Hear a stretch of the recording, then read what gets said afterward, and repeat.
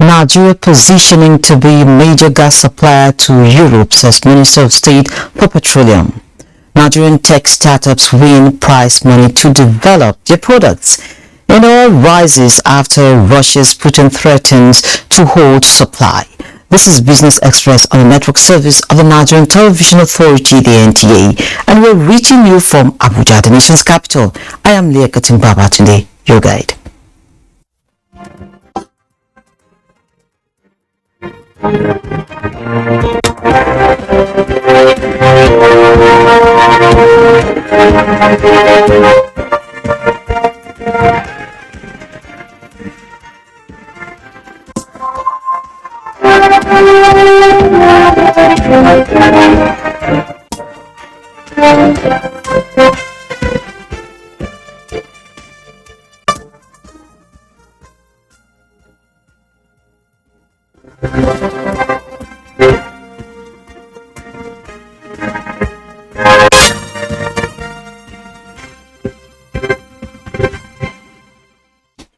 Begin the business this afternoon by informing you that the House of Representatives Committee on Finance is seeking for sanctions against ministries, departments and agencies of government involved in spending internally generated revenue.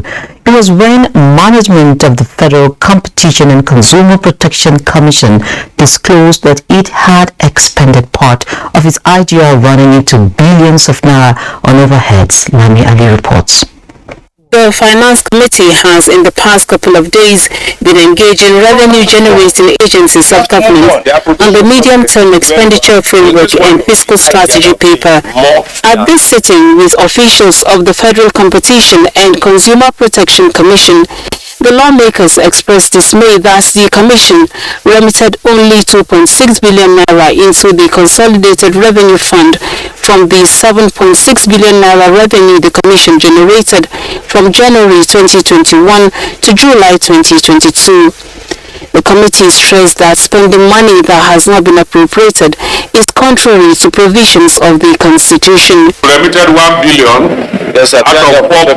out of 4 billion, sir. What happened to the remaining 3 billion? The reason that our running costs, sir. That half year you have spent 2 billion outside appropriation. Even more unfortunate that you're a fully funded agency, you're expected to do 100% remittance. We presented our IGR budget to our committees. It was approved for us, sir. IGR budget. Yes, sir. Outside national budget. Members of the committee requested the Commission to submit documents containing details of approvals and asked the Office of the Accountant General of the Federation to stop the Commission from accessing government funds. Also, as the hearing was the Director General of the Securities and Exchange Commission, Lami Oyuguda, who impressed the committee for being prudent in management of funds. The News Agency of Nigeria was advised to reconcile its books with the Fiscal Responsibility Commission. 3 Nigerian tech startups have won $15,000 each to further develop their products and services for commercialization. Experts say with this feat, Nigeria's prospects on accelerating digital innovation and entrepreneurship are getting brighter. Chimdima Ndepusi reports. We have several cases of fake products. Now, authentic will help people to be able to have access to new products only, and also for the manufacturers, their revenue won't be lost. 22-year-old Adike is 1 out of 8 that came up with these solutions on product authentication, healthcare, agriculture and identity management. Within 5 months, their startups were chiseled, e-knowledge and business modeling skills groomed under the iHeart Startup Incubation Program, courtesy Office for Nigerian Digital Innovation, a subsidiary of NETDA in partnership with JICA. This program provides a lot of field of training such as business modeling, legal, accounting, finance, management, marketing, and even international business etiquette. Innovation cannot occur in a vacuum. The most must occur through collaborative efforts of the government and all stakeholders in the ecosystem. Technology that is actually affordable. After pitching startups to experts, Jolani helped every farmer and better life. Each won a seed fund of $15,000 by JICA. It will help in providing jobs in Nigeria, and by so doing it also make contribution to our digital economy. The pilot phase over. 8 new startups are for the second phase of the program, expected to last 5 months. In Abuja, Chimdima Udubisi. The African fintech ecosystem has been on the rise with increasing attention in how players on the continent are changing the rules of the game. From January to May 2022, African startups received a record amount of over $2.7 billion in funding, according to Disrupt Africa, with much of that amount going to fintech. The focus today is on fostering inclusive development, as Canada seems to be the next destination of interest. I have joining me virtually all the way from Canada, Tapfuma Musewe.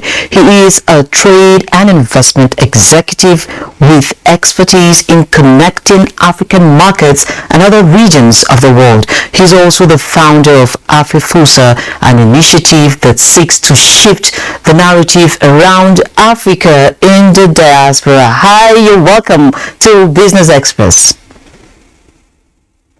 It's a pleasure to be here. Can you hear me? Good afternoon from this end. Hi, can you hear me? Okay, yeah, hi, I can hear you now. So let's kick off with your assessment of the African fintech space. Yes, so, I think we're at a very pivotal time in history as far as Africa is concerned. There was recently, actually, in the last couple of weeks, a report that came out by McKinsey that said that the African fintech space has the potential to increase 8 times in terms of revenue over the next few years. So we're looking at a $30 billion revenue potential over the next few years. And, it's something that's been clear to Africans for a long time, because from mobile money to receiving credit as a small business owner or microloans, and many other growing forms of fintech, these have become critical parts of the ecosystem. But I think what some of the advanced economies like Amsterdam and Canada have been just starting to realize is exactly what that means for diasporans and Canadian organizations, investors, founders themselves who are looking for new markets. That the potential is so great that we need to pay attention. So where are you in the middle of this? Where is your spot? What do you mean by my spot?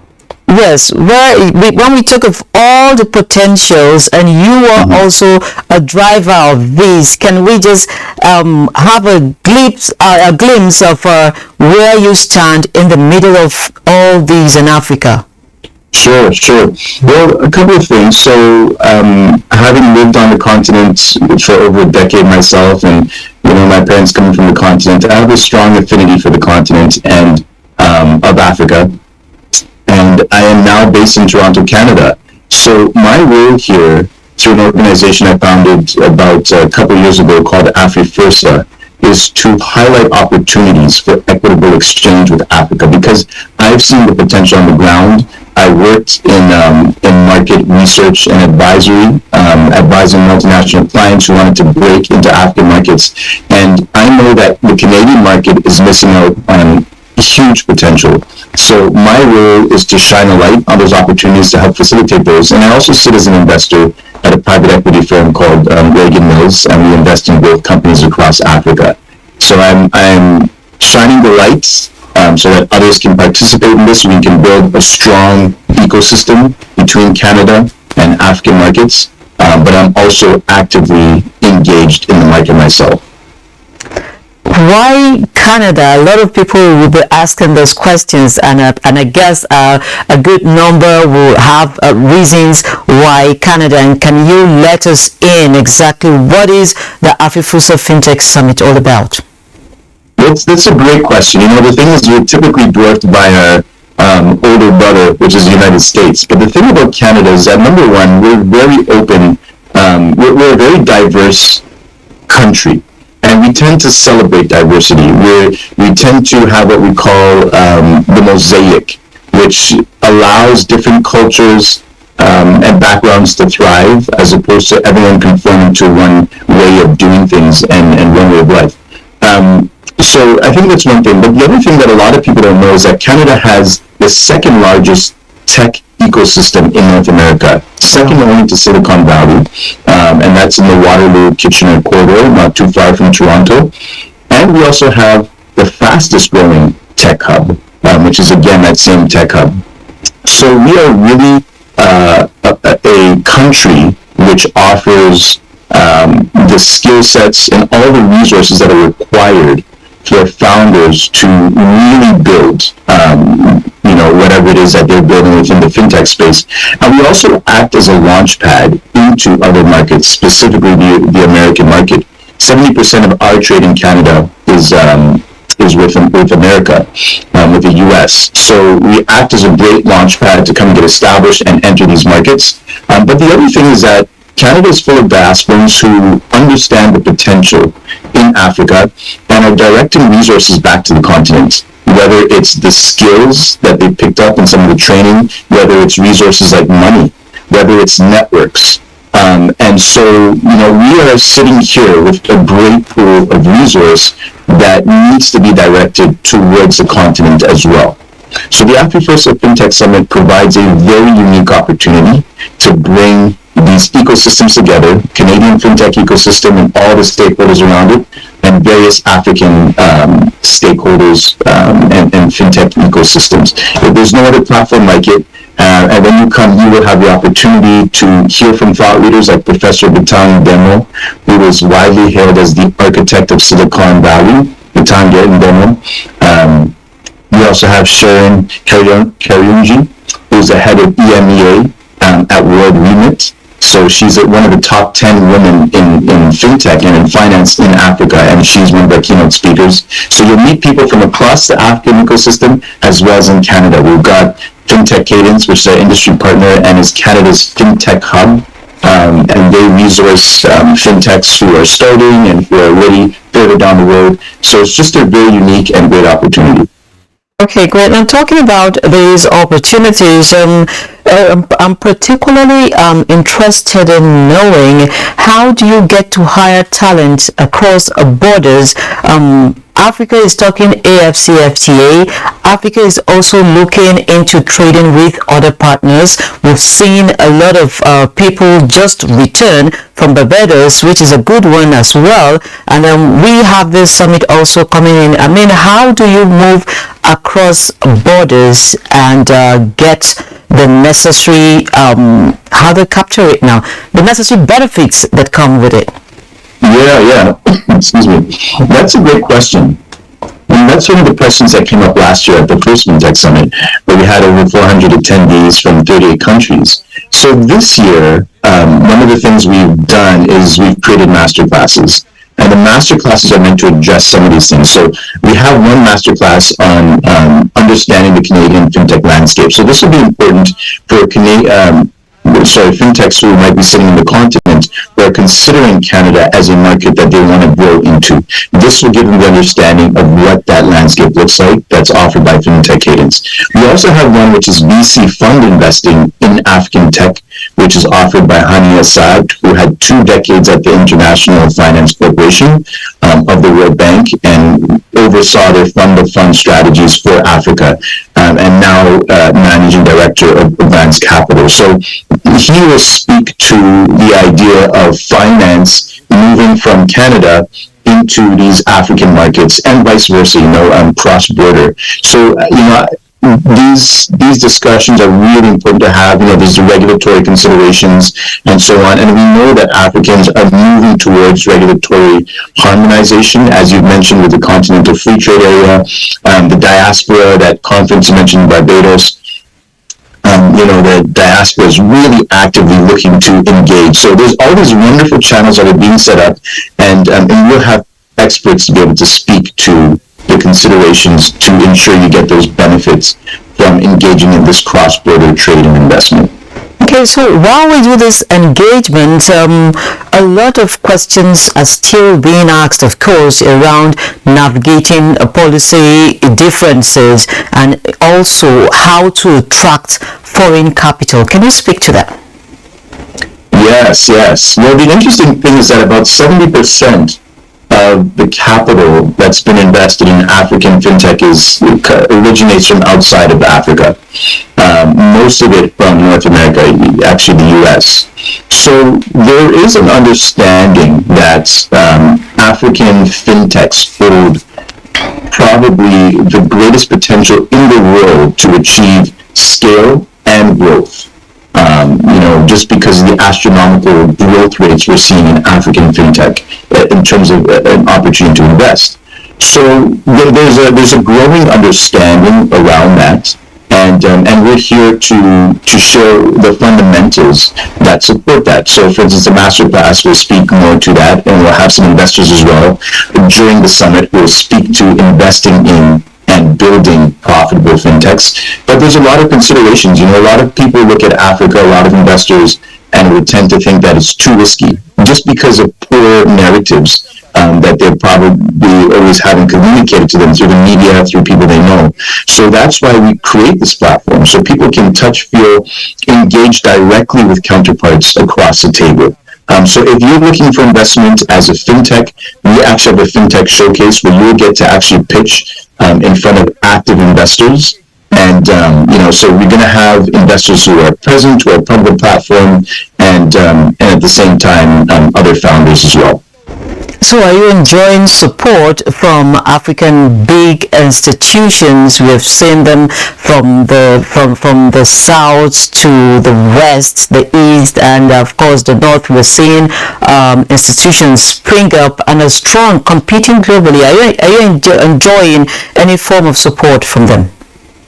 So we are enjoying some support. We actually have a chair of the African region, who is Ali Hussein Kasim, and he's actually chair of the Association of Fintechs in Kenya, and holds multiple other roles, well known in the fintech industry across Africa.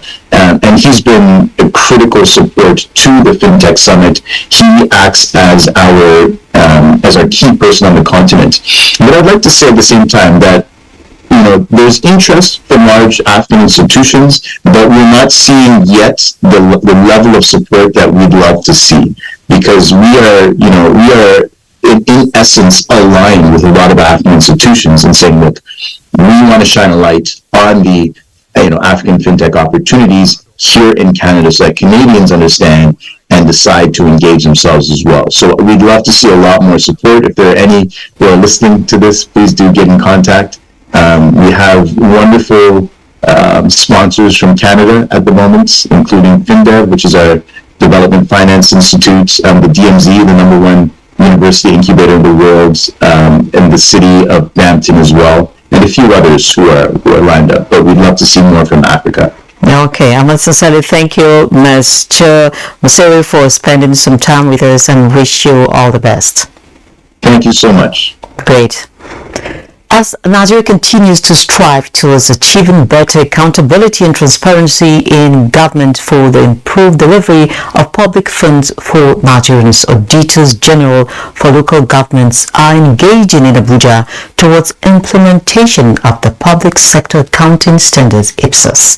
Moplan Dakok reports that participants were exposed to contemporary trends in ensuring high level of accountability and transparency in public accounting that is tailored along global best practices. Councils need to improve accountability, greater transparency in the expenditure of public resources that has consistently been on the decline. For any country, any a sovereign entity that is conscious of efficiency, effectiveness, transparency of public administration must strengthen the audit institution.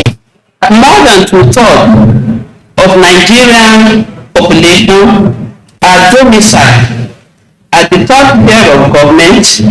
Therefore, the welfare of the people at this level is paramount, and it is our duty as auditors to ensure that citizens at that level and the nation at large get what is best for them. Gold prices edged up on Wednesday as a rally in U.S. bond yields paused, but gains were limited by sustained strength in the dollar and impending aggressive monetary policy decisions. Let's see the prices of other commodities.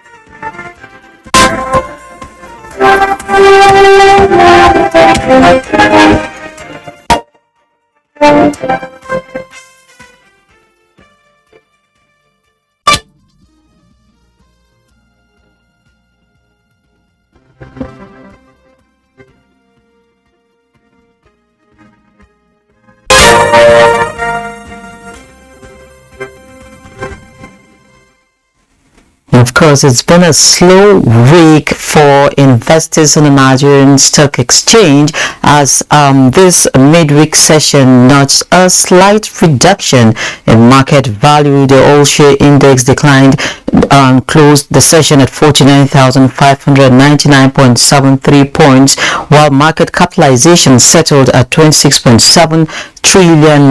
The numbers also show that volume of trade stood at 128.9 million, valued at 1.6 billion naira, with deals also closing out the session at 3,426.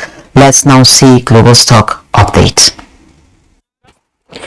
Hello and welcome to the Global Market Review. Investors are waiting for the U.S. Federal Reserve to give its summary on current economic conditions, also known as the Beige Book, later this Wednesday. U.S. stock futures were flat in early trade Wednesday after the major averages added to the week of losses. Futures tied to the Dow Jones Industrial Average traded just 3 points higher.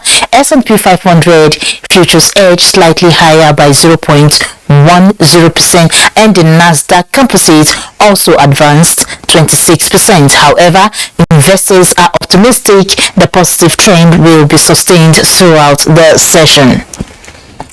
European markets were lower as investors continued to dwell on the recessionary outlook in the region and as inflationary pressures continued to grow. DAX, FTSE and CAC 40 traded negative. Markets in Asia Pacific market fell as investors also anticipate the Federal Reserve to give its summary on current economic conditions. The Nikkei 225 in Japan closed 0.71% at 27,430.30.